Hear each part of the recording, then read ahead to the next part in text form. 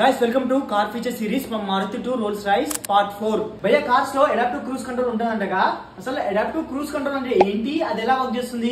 Bro, నువ్వు adaptive cruise control గురించి తెలుసుకోవాలనుకుంటే ఫస్ట్ క్రూజ్ కంట్రోల్ ఏంటో నీకు తెలియాలి.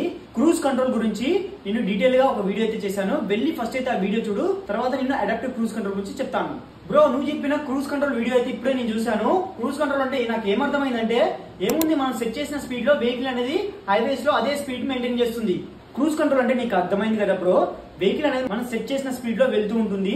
అదే అడాప్టివ్ క్రూజ్ కంట్రోల్ విషయానికి వస్తే, మనం సెట్ చేసిన స్పీడ్ లో వెళ్ళడమే కాకుండా ముందున్న వెహికల్ స్లో అవుతే మన వెహికల్ కూడా స్లో అవుతుంది. సర్టెన్ డిస్టెన్స్ లో ముందున్న వెహికల్ అయితే మన వెహికల్ ఫాలో అవుతుంది. ఎప్పుడైతే రోడ్డు క్లియర్ గా ఉంటుందో అప్పుడైతే మనం సెట్ చేసిన స్పీడ్ లో వెళ్తుంది. కార్స్ లో ఈ ఫీచర్ చాలా బాగుంది బ్రో. ఈ ఫీచర్ యూజ్ చేస్తే డ్రైవర్ ఎక్కువ స్ట్రెయిన్ అవసరం లేదు, చాలా రిలాక్స్ గా అయితే వెళ్ళిపోవచ్చు.